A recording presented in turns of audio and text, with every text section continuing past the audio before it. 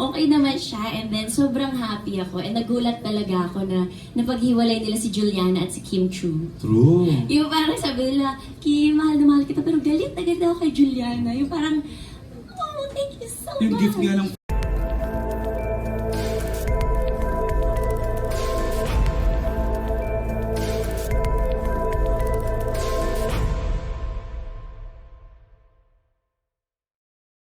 Kim, how was the Linlang experience?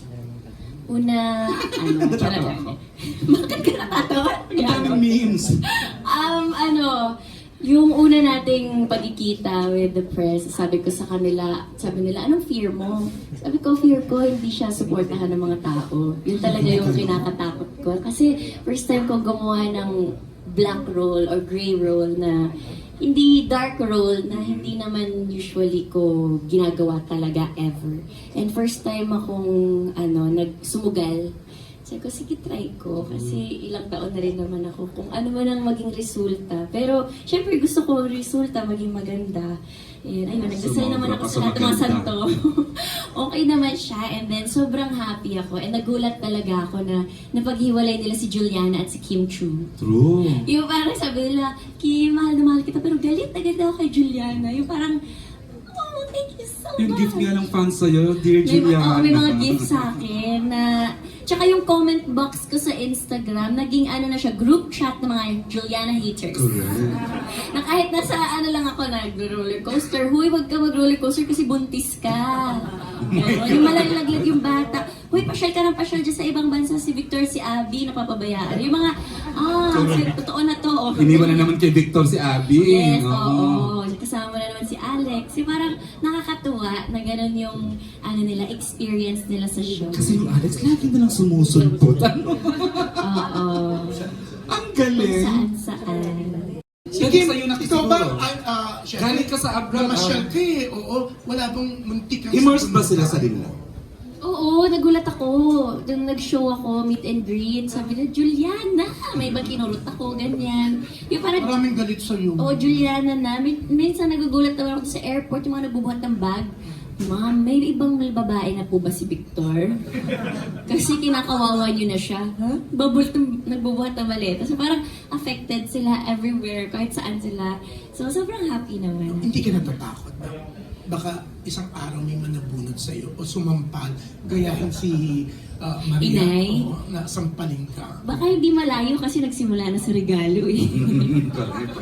May nagbigay na ng mga regalo sa akin, Juliana, pangalan ko. So may message na huwag ka maging, huwag ka mangabit, magpakabait ka. So ko talaga ba? Pero balman naman yung binigay, kaya okay lang sa akin. Parang 70 years old siya. no? Oo, 70 years old pa na fan siya. So, masaya. Wow, masaya. Wow, masaya naman. Double happiness siya. Kim, anong feeling na most hated ka ngayon? Grateful.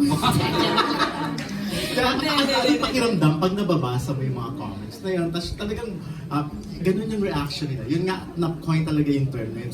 Sa'yo, parang after a long time sa career mo, ngayon ka lang sinasabihan na most hated, di ba? Actually, si Darla wanted her behind bars na. yung Tsaka follow-up si question, JM de not Guzman. only by netizens or ng fans or viewers, kundi yung mga mga artista din.